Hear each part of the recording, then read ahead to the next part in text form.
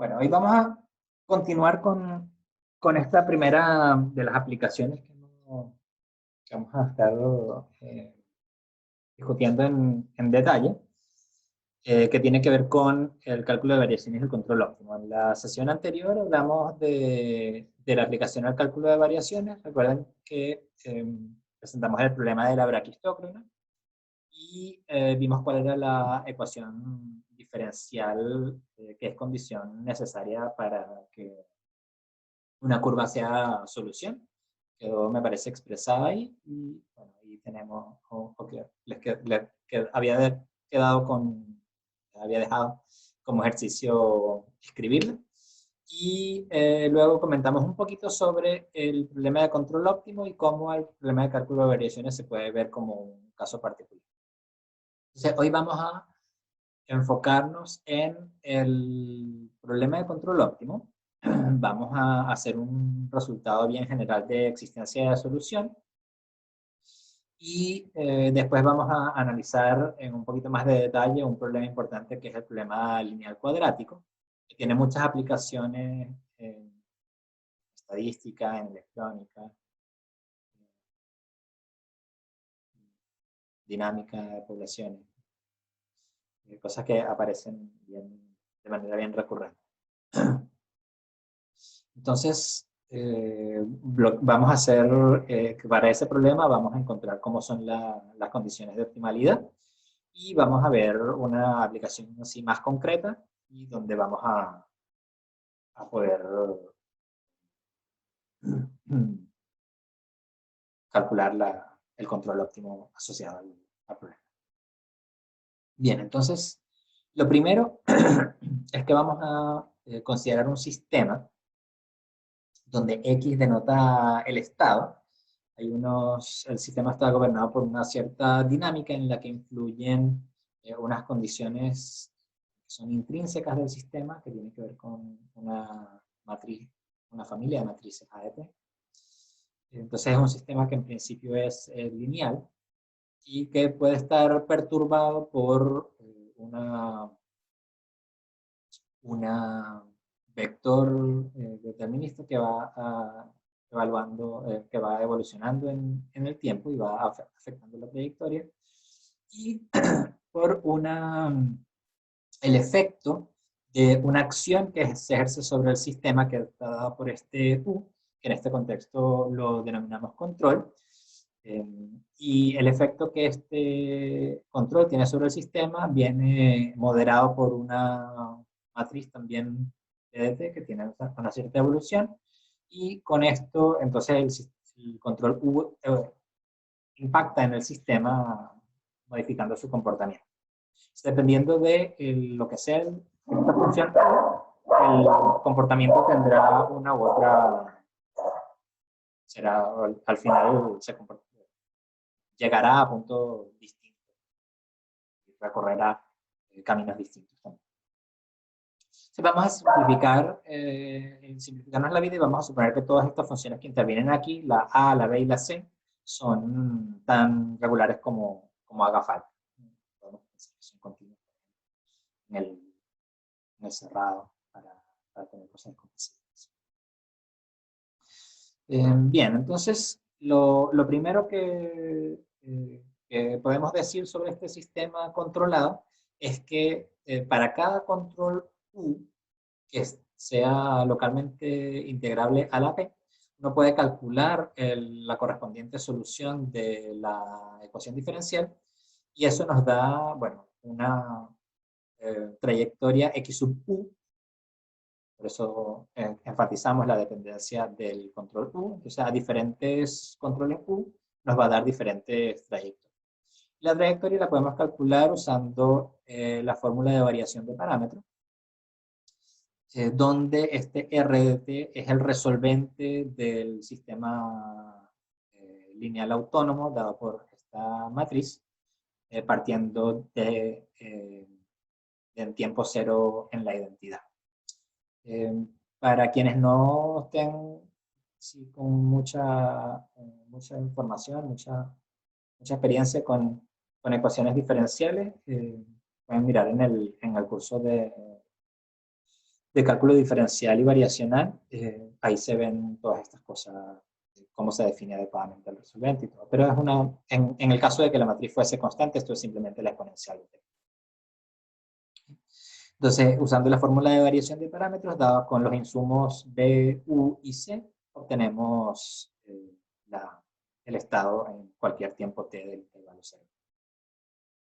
Y de esta misma fórmula, deducimos inmediatamente que la función que a U asocia el control XU, el estado XU, que al control le asocia el estado, que la llamamos la aplicación control estado o la aplicación entrada-salida, ella es afín y continua cuando la consideramos de LP débil a el espacio de las continuas con la norma uniforme. Es decir, que si tenemos una sucesión de controles que converge débilmente en LP, entonces su límite va a ser justamente el control que genera la trayectoria límite. Y la convergencia va a ser fuerte en el espacio de la función. Eso lo vamos a usar un momentito durante una de las demostraciones más adelante, pero es consecuencia de esta forma. Aquí tenemos puras cosas que no dependen de U, así que casi todo es constante, y cuando hacemos U converger débilmente, una sucesión de U es converger débilmente, entonces la integral hace que aquí tengamos convergencia uniforme. Teniendo en cuenta también que estamos en un intervalo. Bien, entonces el problema de control óptimo, perdón, aquí se me... un problema de LaTeX, esto debería ser la integral desde 0 hasta t. Entonces tenemos un funcional definido sobre los controles U que actúa donde la medida, el efecto, el valor del funcional está dado por dos partes. Una parte que es una integral, es decir, que es generalmente se suele ver esto que vamos a minimizar como un costo. Así que tenemos lo que se suele llamar un costo distribuido a lo largo del intervalo 0t y un costo terminal, perdón, aquí debería haber sido t. Ya ven que lo que estaba cambiando era I b por 0t y 0. Pero entonces tenemos un costo distribuido a lo largo del intervalo 0t y un costo terminal que depende del estado en el tiempo t. Y vamos a generalmente tener algunas restricciones. Típicamente comenzamos desde un punto dado, aunque esto también podría ser reemplazado por algo más general, como por ejemplo comenzar desde un conjunto dado. No sabemos desde dónde vamos a comenzar, pero sí sabemos que vamos a estar en cierto conjunto. Y que el estado final en el tiempo t pertenezca también a un cierto conjunto objetivo. Esto es lo que se conoce con el término de controlabilidad. Deseamos que después del intervalo 0t, al llegar al tiempo t, el estado se encuentre en un cierto conjunto de estados deseables previsto a priori. Este t podría ser, por supuesto, un conjunto con solamente un elemento, entonces ahí queremos decir que queremos llegar exactamente a un cierto valor, desde el a hasta, llamémoslo b, por ejemplo. Y eso lo vamos a querer hacer entonces minimizando este costo que tiene su parte distribuida y su parte. Bien, entonces aquí tenemos el primer teorema importante que nos da la existencia de un control óptimo. Y aquí vamos a hacer una serie de suposiciones que nos van a permitir demostrar el teorema. En primer lugar, vamos a restringirnos un poco y el funcional L, que está dentro de la parte distribuida del costo, vamos a pedir que no sea exactamente cualquier cosa, sino que tenga un cierto grado de coercividad, es decir, que lo podamos acotar por debajo por una potencia de la variable P, de la variable V, que representa el control. Entonces, la dependencia del control debe estar acotada por debajo. Y esto que en realidad se puede relajar bastante, pero vamos a suponerlo así para simplificar, que el funcional L tiene una estructura aditiva separable, donde hay la variable de estado y la variable de control intervienen de manera independiente. Entonces tenemos el funcional L separado en la suma de dos funciones. Una depende eventualmente del tiempo, pero exclusivamente del estado y no del control. Y la otra depende también eventualmente del tiempo, pero del control y no del estado. Eso nos va a simplificar mucho la demostración, el hecho de que no haya esta dependencia cruzada del control del estado. Y aquí vamos a pedirle a estas dos funciones que sean inferiormente semicontinuas respecto de la variable, bueno, la f respecto de la variable y, la g en términos de la variable v, pero que además sean la función g la que hace depender la que depende del control, que sea convexa en la variable de control. De la h, que es la función que interviene en el costo terminal, vamos a pedir solamente que sea inferiormente 5. Okay. Entonces, el resultado, el teorema nos dice que si el problema de control óptimo es factible, es decir, vamos a decir que es factible si es que existe algún control que haga que, dada la dinámica, puedo ir desde el punto A hasta el estado, hasta el punto T, en tiempo, en el intervalo desde 0 hasta T. Si existe al menos algún control que haga que yo pueda llegar de aquí para allá en las condiciones previstas, entonces esto basta para garantizar que existe uno que sea óptimo. Y bueno, una cosa que se obtiene como consecuencia de ello es que si la función g no solo es convexa, sino estrictamente convexa, la solución va a ser. Esa parte se las voy a dejar a ustedes que la comprueben, es bien sencilla, a partir de las condiciones que tenemos aquí abajo. Entonces, ¿cómo vamos a hacer para demostrar este resultado? Vamos a usar el método directo, así como lo hicimos para la demostración del teorema de Weierstrass, Hilbert y Tonelli. Vamos a tomar, ya dado que el problema es factible, el funcional j es propio, es decir, no vale idénticamente más infinito. Entonces podemos escoger una sucesión minimizante.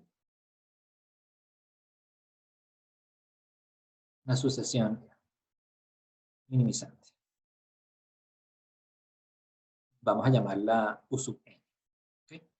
Entonces, esta sucesión, el hecho de que sea minimizante quiere decir que el j, evaluado en el U sub n, cuando n tiende a infinito, tiende al ínfimo de j.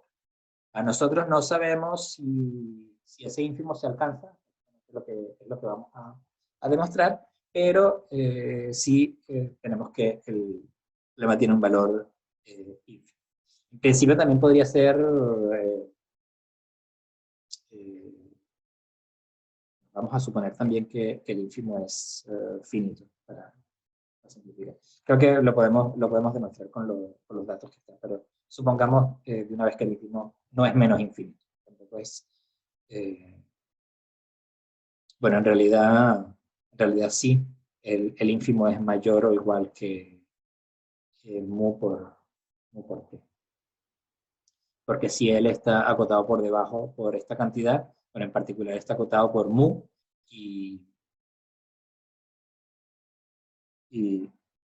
si tenemos esta parte va a estar acotada por mu multiplicada por la longitud del intervalo, y esta h, sí, la verdad es que no dije que fuese acotada inferiormente, vamos a poner que sea inferiormente acotada, y ahí tenemos que esto es mayor o igual que esto más el último. No quiero entrar en tantos detalles sobre esto, pero bueno, pensamos que tenemos un problema bien planteado en el sentido de que el ínfimo es un número real. Entonces, ¿qué es lo que vamos a hacer? Vamos a tratar de esta sucesión minimizante, tratar de extraer una sucesión que converja en alguna topología adecuada, y a partir de eso tratar de pasar el límite y comprobar que el límite es una solución del problema que estoy tratando de resolver, es decir, que minimiza y funciona el J, o sea, que es solución del problema de control. ¿Okay? Entonces, lo primero que vamos a hacer es que vamos a usar el hecho de que tenemos esta expresión, de manera que el J, evaluado en UN, es mayor o igual que T multiplicado por mu más nu norma de UN a la P. Esto en realidad no lo voy a hacer así, voy a escribirlo de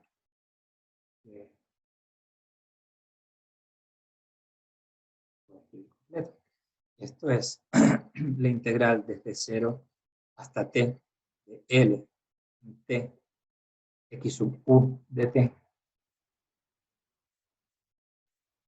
u de t más la función h en x sub u de t.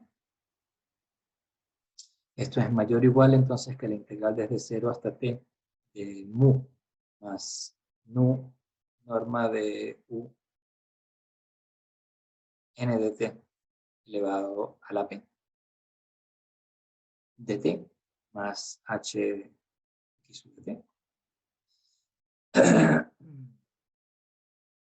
Y esto entonces lo puedo escribir como mu por t más h en x sub u de t más nu por la integral desde 0 hasta t de la norma de u sub n de t elevada a la p de t. Y esto es entonces mayor o igual mu por t más el ínfimo de h más nu por la norma de u sub n en LP elevada a la p. ¿Okay? Entonces, si tengo una sucesión que es minimizante, para n suficientemente grande, esto va a ser menor o igual que el ínfimo de j, digamos que más 1, para n mayor o igual que un cierto n0.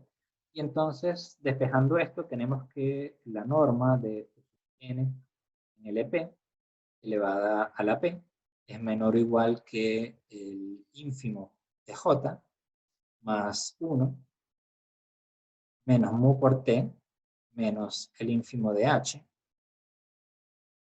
partido por mu.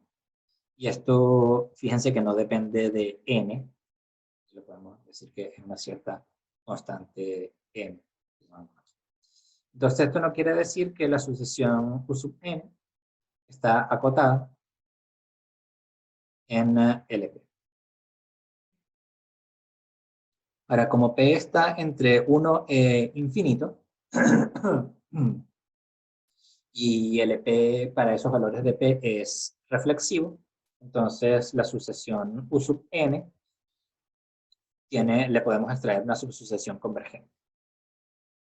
Entonces podemos, como escogimos cualquier sucesión minimizante, cualquier subsucesión, y esta sucesión minimizante también va a ser minimizante, entonces podemos suponer, sin pérdida de generalidad, que U sub n converge débilmente cuando n tiende a infinito a una cierta U barra en LP. ¿Okay? Eso por la reflexividad de LP.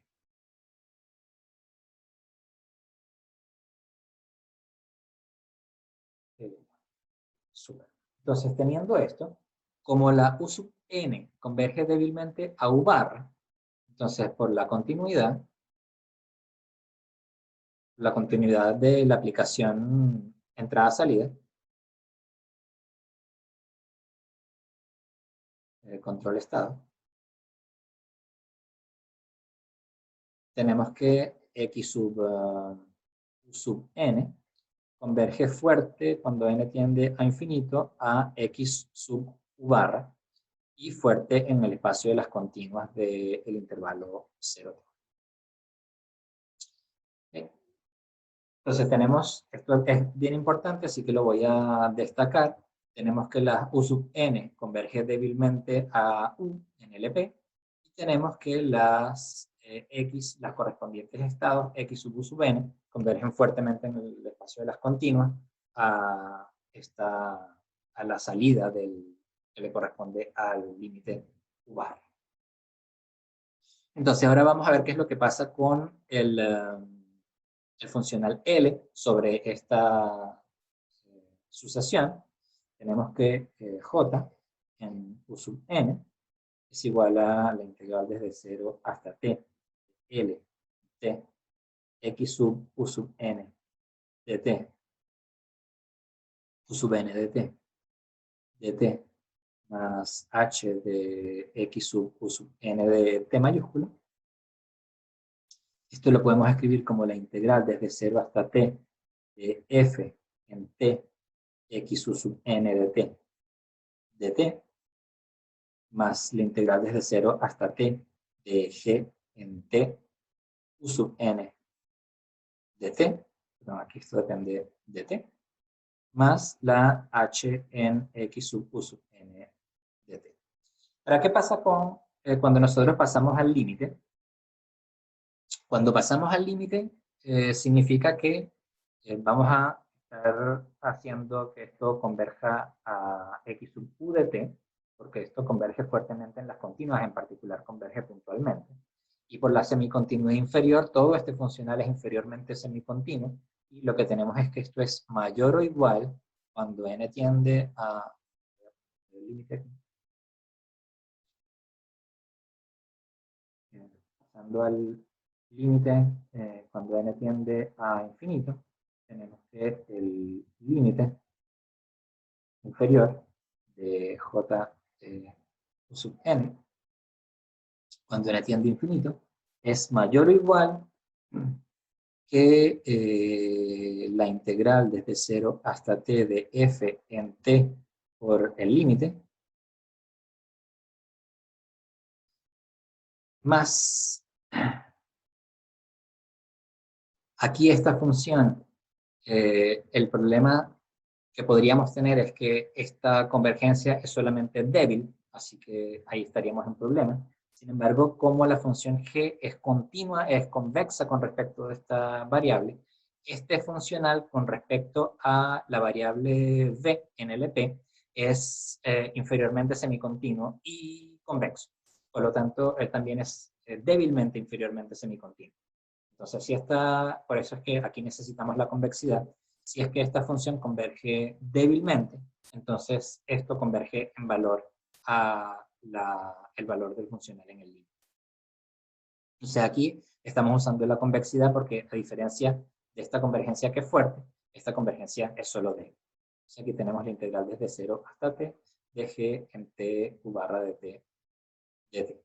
Y finalmente, aquí, como la convergencia uniforme implica convergencia puntual y la función h es inferiormente semicontinua, esto también es mayor o igual que h en x sub u barra de t.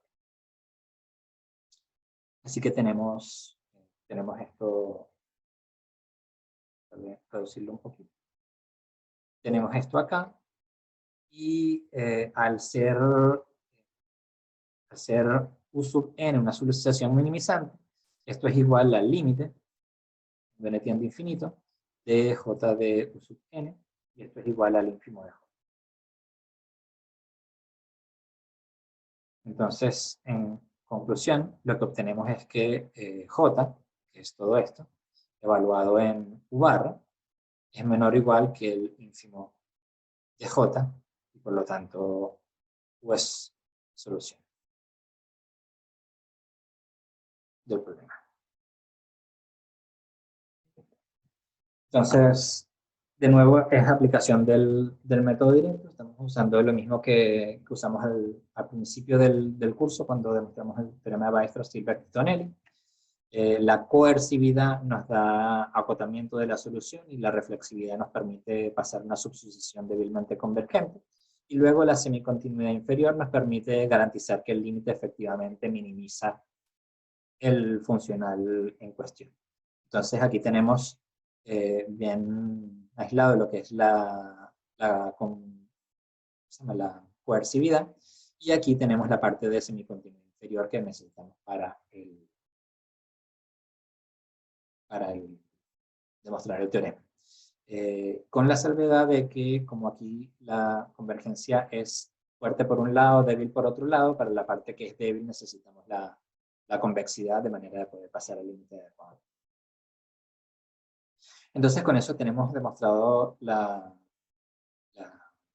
existencia de un control óptimo para el problema que estamos estudiando, de minimizar este funcional con las condiciones.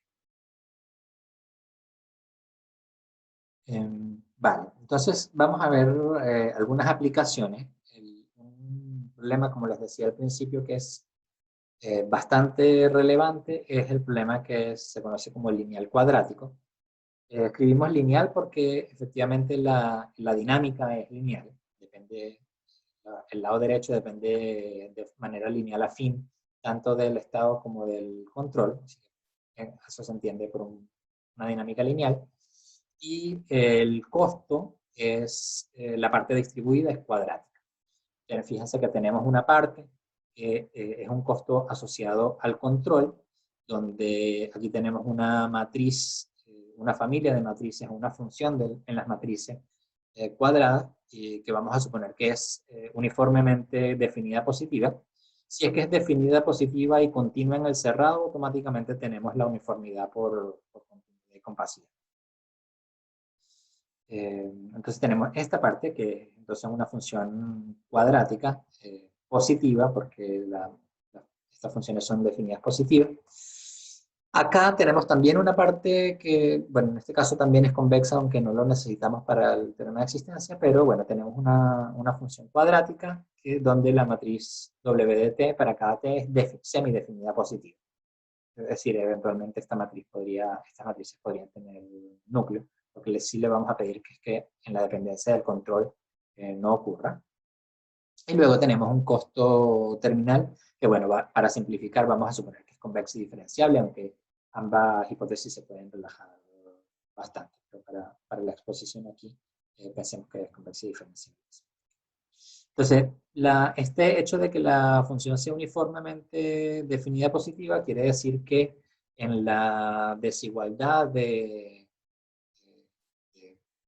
definida positiva, estando esto es una matriz, esto es un vector en Rn, nosotros tenemos que podemos acotar inferiormente esta forma cuadrática por el menor valor propio de la matriz U de t, el ínfimo en t, que se alcanza el mínimo si la función es continua, y que es estrictamente mayor que 0, multiplicado por la norma de esto al cuadrado.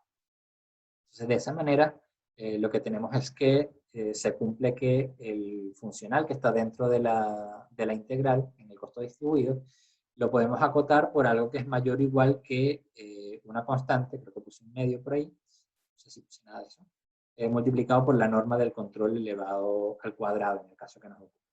Y el segundo término lo podemos acotar por 0 porque dijimos que la forma W era semidefinida positiva.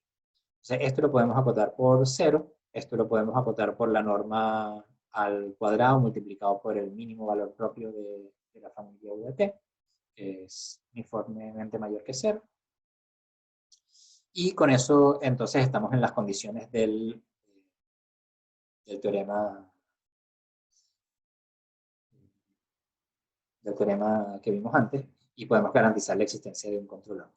Esto aquí en principio tenemos una condición inicial, no la hemos precisado, y la llamemos, no sé, A o X0, y estamos suponiendo implícitamente que el conjunto al que queremos llegar es todo el espacio. No tenemos una restricción de controlabilidad. Porque en realidad no nos interesa mucho, porque lo que estamos tratando es de minimizar también el costo terminal. Entonces, en el costo terminal también podríamos eventualmente, y por eso es que les digo que es importante que podamos relajar esta hipótesis, podríamos incluir, por ejemplo, una función indicatriz, de manera que nos obligue a que el estado XU en el tiempo t pertenezca a cierto conjunto dado el que pusimos con t mayúscula. Entonces, lo primero es que, como corolario del problema anterior, el problema tiene una única solución en L2. Es única además porque esta función es estrictamente convexa. Es la función G. Vale, entonces vamos a ver un ejemplo del ejemplo. Es decir, un caso en que tenemos este problema lineal cuadrático. Vamos a suponer que tenemos un carrito que se mueve en dos direcciones. Esto, bueno, un carrito ahí parece una cosa de juguete, pero podría ser, por ejemplo, un tren. Un tren que queremos hacer llegar hasta un cierto punto al final. El tren que va a llegar algún día al paraíso. Y lo que queremos es que, bueno, la dinámica está dada por, este tren tiene, bueno, aquí están marcados como si fueran unos cohetes así de propulsión al chorro, pero podrían ser motores. Y estos motores o cohetes hacen que el carrito, este objeto, pueda moverse en una u otra dirección. Estos cohetes hacen una fuerza y por lo tanto la fuerza, masa por aceleración, podemos obtener este sistema. Fíjense que esto dice que x punto igual a v. Es decir, aquí este sistema lo estamos viendo en el par posición-velocidad. Como es un sistema de segundo, es una ecuación en principio de segundo orden porque aparece la aceleración, vamos a hacer la representación lineal en primer orden. Entonces x punto es igual a v, y v, la derivada de v, que es la aceleración, es 1 multiplicado por el control, que es justamente entonces la fuerza que me lleva hacia la derecha o hacia la izquierda, dependiendo de cuál de los motorcitos o de los cohetes yo enciendo. Entonces tenemos la posición x, la velocidad v, y la u es la aceleración generada por los cohetes. Así que tenemos este sistema controlado. Aquí el C, el término independiente, es 0. Esta entonces sería la matriz A y esta sería la matriz B en el planteamiento que hicimos al principio. Vale, entonces lo que queremos hacer es tratar de que el carrito vaya, perdón, vaya avanzando y llegue lo más lejos posible. Aquí escribí hacia la derecha, lo puse hacia la derecha, que se mueva hacia la derecha y llegue a lo más lejos posible, es decir, que menos esto sea grande, pero aquí vamos a hacer tratar de hacer un compromiso entre que tratemos de llegar lo más a la derecha posible, pero este término que está acá, que representa una cierta forma de inversión de energía, no se dispare demasiado. Entonces vamos a tratar de minimizar una combinación de estas dos cosas, de manera de tratar de que esto sea pequeño y tratar de que esto sea pequeño con su signo menos, o sea que esté lo más a la derecha posible. Entonces este es un costo que tiene su parte terminal, su parte distribuida. Aquí la parte distribuida, no, la matriz W que aparecía en el problema lineal cuadrático es la matriz 0, no aparece, no depende de la parte distribuida explícitamente del estado, sino solamente del control. La matriz U es la matriz identidad de 1 por 1, así que es el número 1 nomás. Y tenemos, bueno, en realidad podríamos decir que es el número mu. Parte, y bueno, tenemos entonces esta función que queremos minimizar. Como les decía, resolver este problema, minimizar este funcional, entrega un balance entre mover el carro hacia la derecha lo más posible y mantener relativamente baja la inversión de energía. Utilizando estas dos cosas, tratando de que la suma no sea demasiado. Y el mu es un factor, digamos, de escala que hace que tome en cuenta la preferencia de cuán importante para mí es el gasto de energía o llegar lo más lejos posible. Bien, entonces, antes de irnos a resolver este problema particular, vamos a volver al problema lineal cuadrático y vamos a ver qué es lo que nos dice la condición de optimalidad sobre este problema. Entonces voy a recordar aquí que la dinámica era x' dt igual a dt x dt más b dt U de t más c de t, sujeto a que x en 0 vale x0 con la condición x0 igual a 0. Déjenme recordar también que el funcional era j de u igual a, dijimos que era cuadrático, era un medio de la integral desde 0 hasta t, u de t traspuesto por u de t por u de t, más x sub u de t por la matriz w de t. Esto va traspuesto por x u de t. Todo esto integrado con respecto a t. Y luego el costo terminal h evaluado en el estado en el tiempo terminal t. ¿Okay? Entonces, si nosotros tenemos un par control estado que es solución del problema lineal cuadrático, eso es equivalente a que el estado, el control, perdón, se escribe de esta manera, ¿okay? Donde esta U es la matriz que aparece aquí en el costo, en la parte que tiene que ver con el control. Esta matriz B es la matriz que regula la dependencia de la dinámica respecto del control. Aplicado este producto a un vector P de T, que es lo que se llama el estado adjunto. Y el estado adjunto es la única solución de la llamada ecuación adjunto, que es, perdona que mis perros están muy contentos.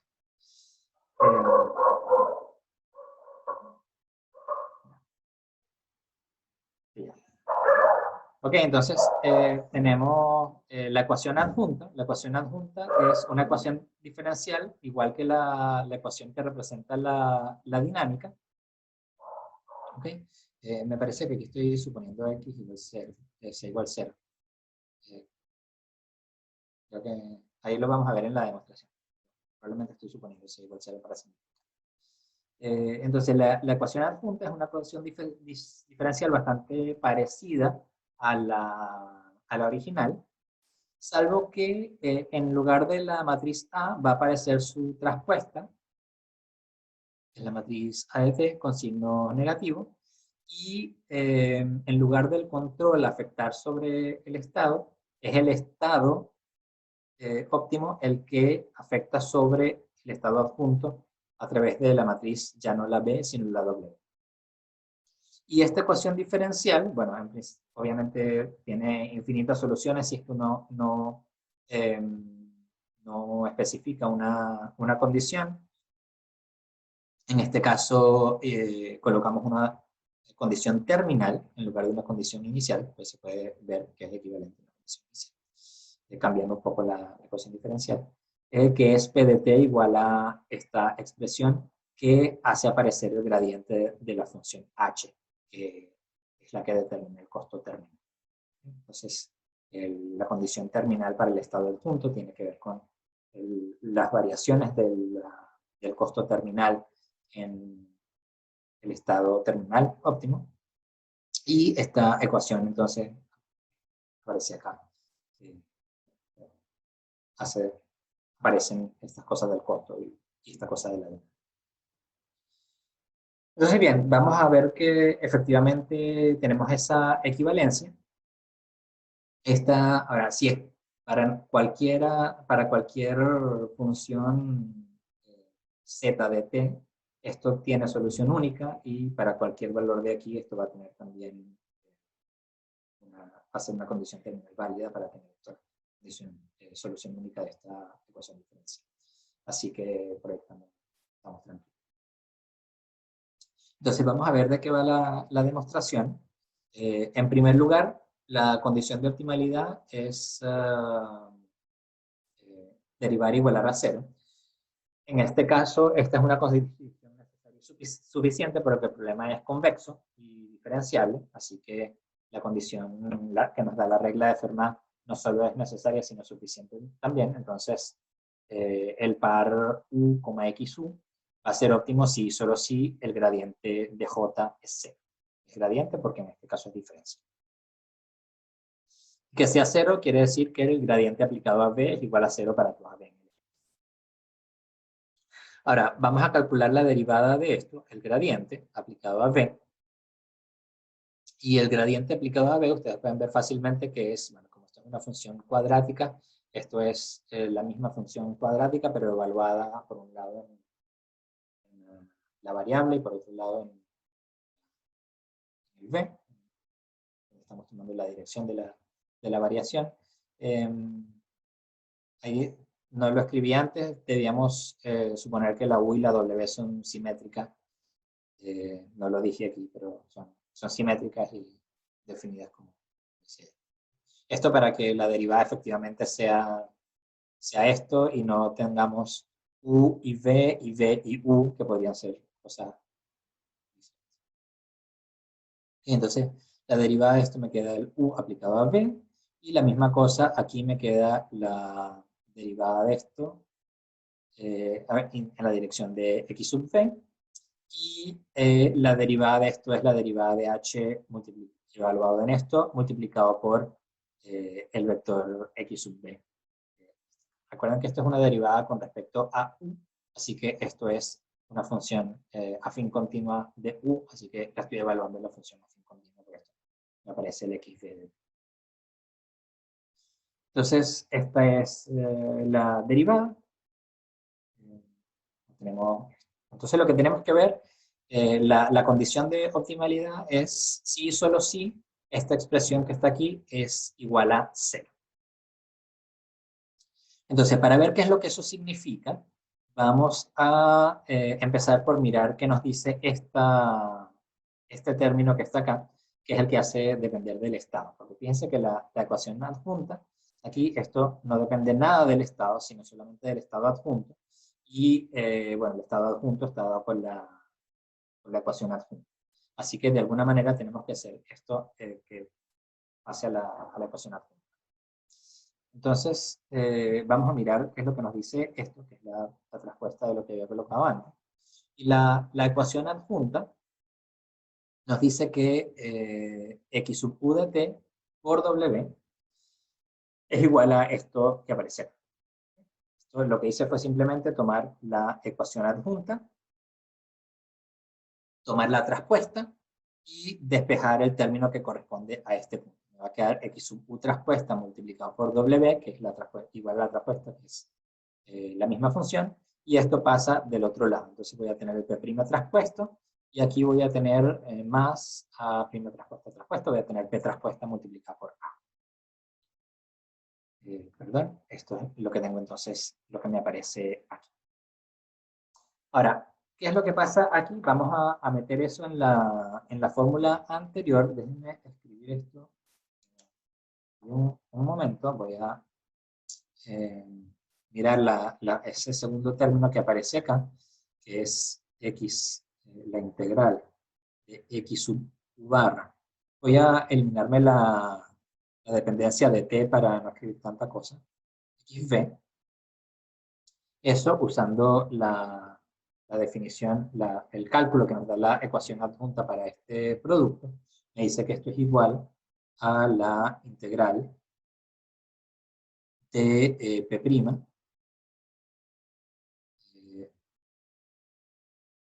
estrella, aplicado a XV, más P traspuesta por A aplicado a X sub C. Tenemos entonces estas dos integrales. Voy a separarlo de una vez en dos integrales, pero voy a trabajar con esto. Entonces aquí vamos a usar la vaca y vamos a hacer integración por partes de manera que nos eliminemos esta P'.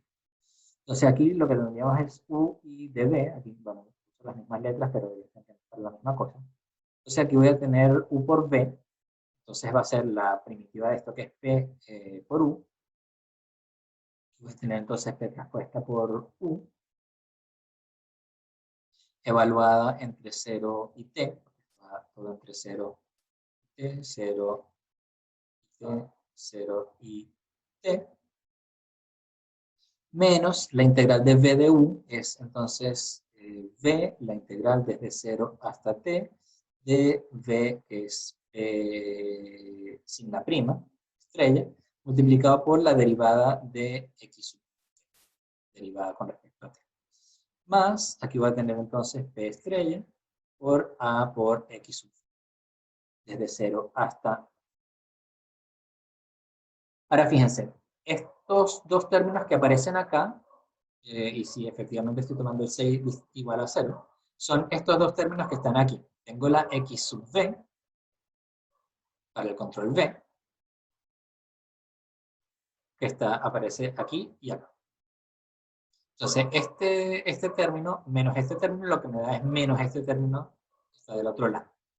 Entonces, aquí lo que tengo es P de T, evaluada, traspuesta por... esta no era U, escribí U y en realidad lo que quería escribir era la U, pero la U es XB.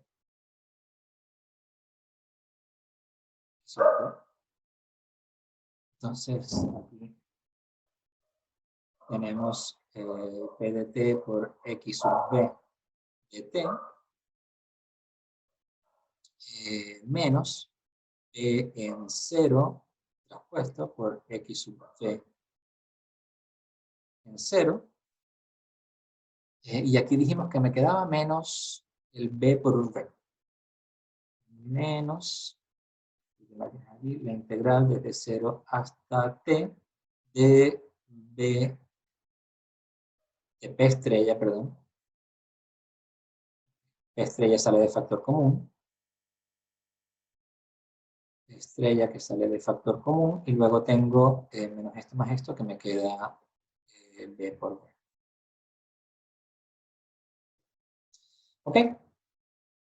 Entonces, volvamos, si tenemos esta expresión y esta expresión aquí, si nosotros le sumamos esto que aparece de este lado, se lo voy a sumar porque aquí tenemos, fíjense, en la segunda línea está este x sub u por w por x sub b, más el gradiente aplicado a x sub b. Entonces voy a agregarle este término que está aquí, pero este término que está acá, si se fijan en la ecuación adjunta, el estado adjunto terminal es menos el gradiente de h en x de t, así que esto pasa a ser menos el gradiente traspuesto.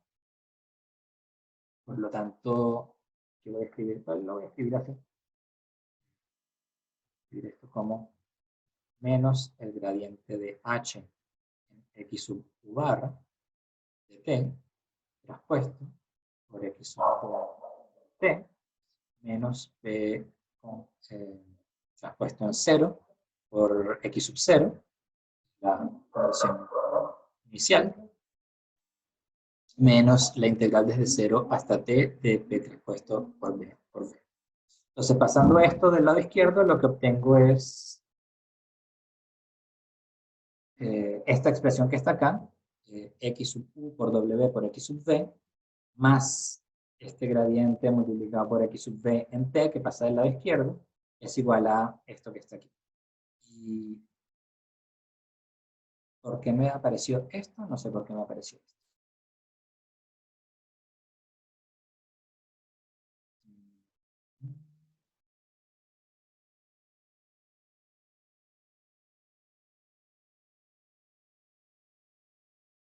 ¿Por qué me aparece con 0?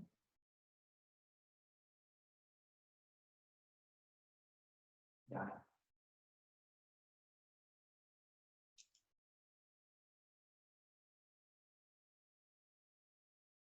Evaluamos.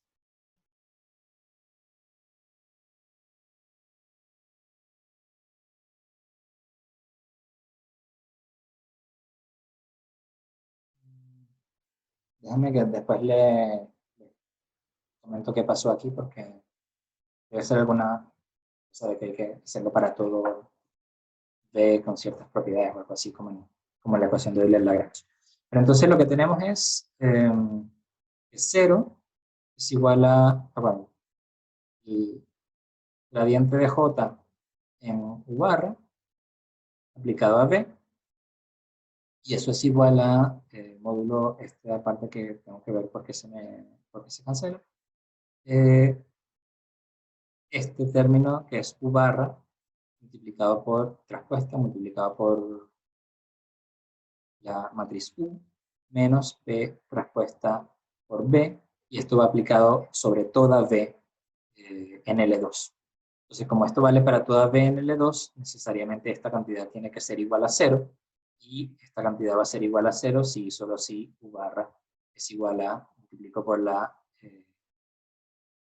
U barra traspuesta, multiplico por la derecha por U a la menos 1, me queda P traspuesta por B por U a la menos 1, y esto transponiéndolo me queda que U es igual a U a la menos 1 por B traspuesto por B.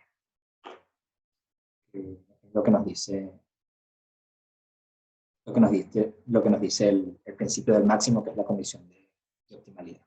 Claro, con esto debe ser alguna tontera que no miré al principio. Disculpen ahí esa parte.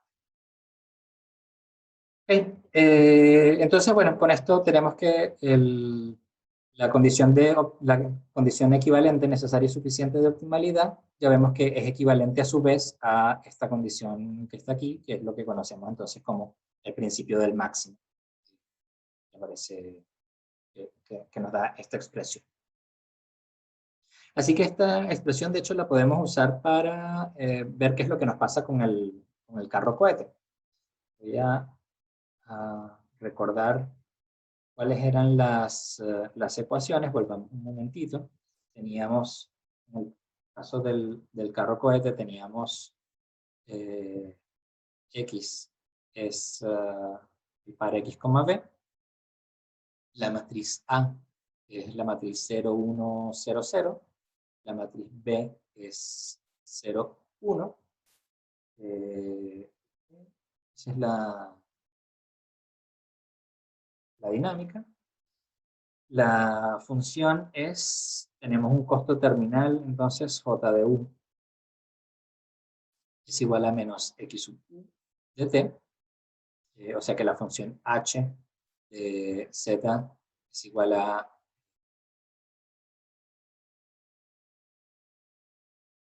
menos la identidad, ¿no?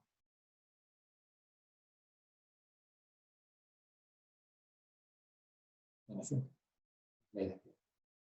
Menos Z.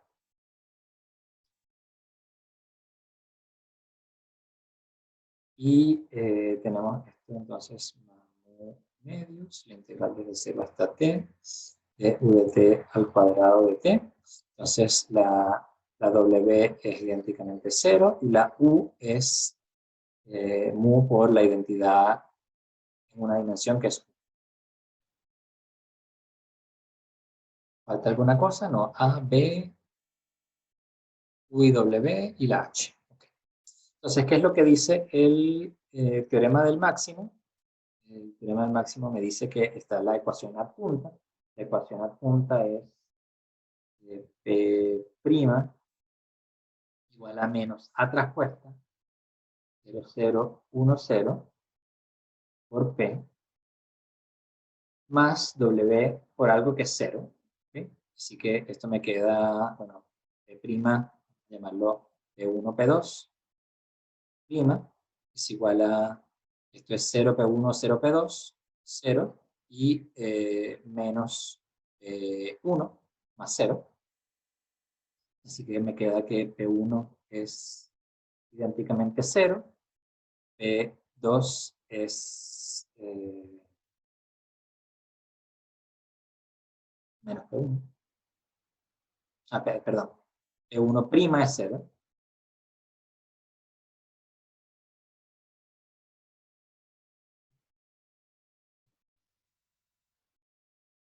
P2' es igual a menos P1. Entonces P1 es constante.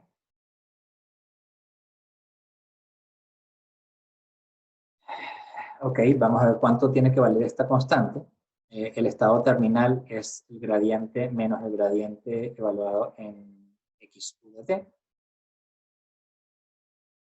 Entonces, esto, a ver, gradiente de h en z es igual a menos 1. Así que el gradiente de h evaluado en lo que sea es 1. Así que p sub 1 es igual a menos 1. Menos 1. Perfecto. O sea, 1. Así que esto es menos 1. Así que P2 de t es igual a una constante, perdón, h es el estado tiene dos variables, ¿no? Eso menos 0. Y el gradiente de, o sea, el gradiente de h es el vector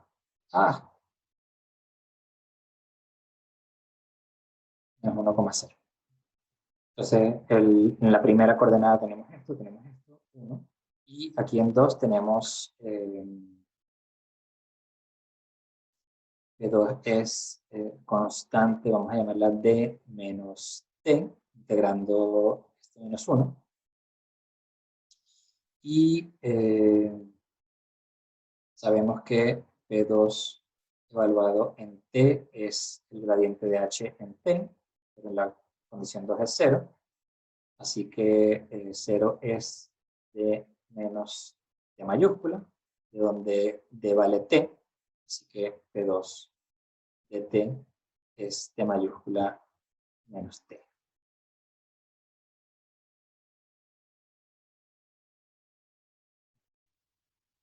Perfecto. Entonces voy a escribir, para que no se nos pierda, la variable, el estado adjunto es el vector constante igual a 1 y la función t menos t, la segunda variable. Ok, entonces, ¿qué es lo que nos dice el principio del máximo? El principio del máximo nos dice que el otro color, el principio del máximo nos dice que el control U es igual a la inversa de la función U. La inversa es 1 partido por mu. Por el B traspuesto, la matriz B era 0,1.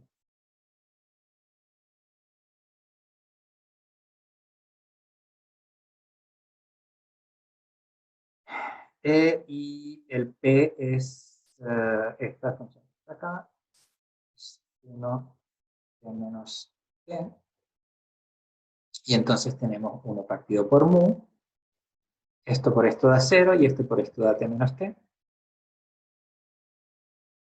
Así que aquí tenemos el control óptimo como función de T. Y ahí estaría calculado entonces el para construir el X, bueno, tenemos aquí la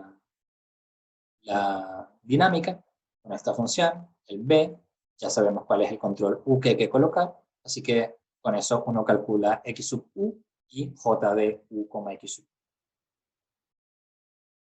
U.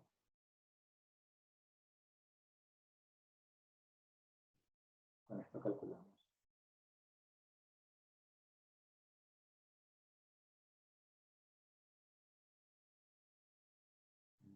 Calculamos X sub U bar y J de U barra, porque recuerden que el J de U barra depende de U y de el estado final, que habría que calcular entonces con la información que tenemos, de la condición inicial y tal. Entonces con esto creo que lo tenía calculado por aquí, está esto menos 1, t, y con eso podemos hacer todo el cálculo. Aquí se me había olvidado el mu, así que no coloqué el mu, pero entonces el mu está aquí dividiendo porque tenemos el igual a menos 1. Ok, ahora me gustaría hacer un comentario que ya les adelanté antes en un momento, que decía sobre la matriz, sobre la función h y la controlabilidad.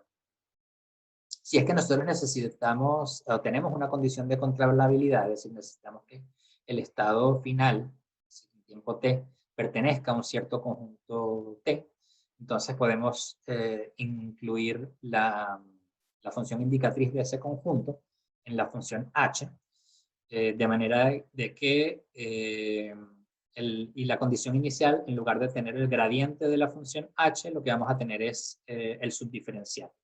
Y el subdiferencial de la función indicatriz es el cono normal. Entonces tendríamos que el estado adjunto terminal tiene que pertenecer a, su negativo tiene que pertenecer al cono normal, al conjunto T, en el estado final. Entonces, fíjense qué es lo que dice esto en el caso particular, por ejemplo, de la controlabilidad aproximada. Controlabilidad aproximada quiere decir que queremos que el conjunto sea una bolita alrededor de un estado final deseado, con un cierto radio ρ.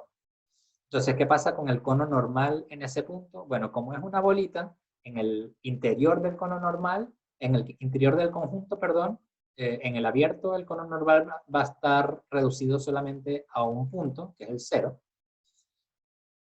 Entonces, el cono normal sería solamente el 0 si es que estamos dentro de la bola, en el abierto. Así que en ese caso el estado terminal sería 0.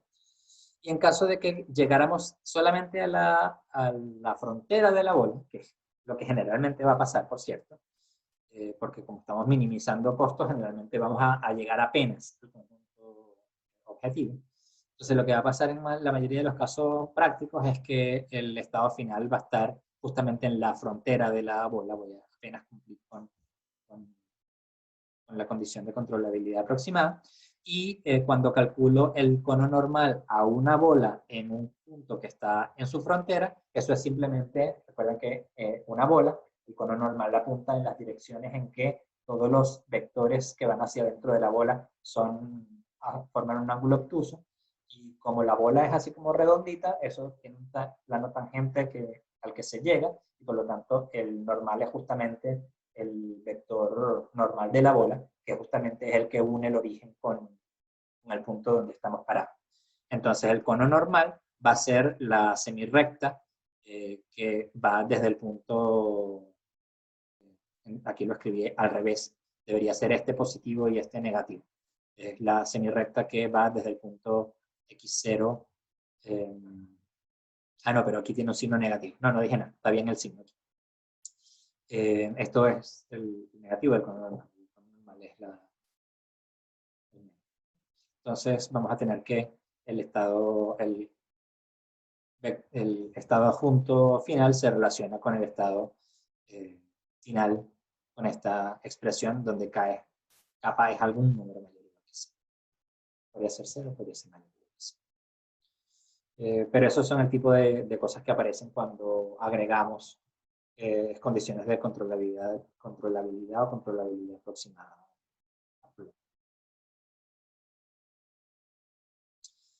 Bueno, con esto terminamos la parte de cálculo de variaciones y control óptimo.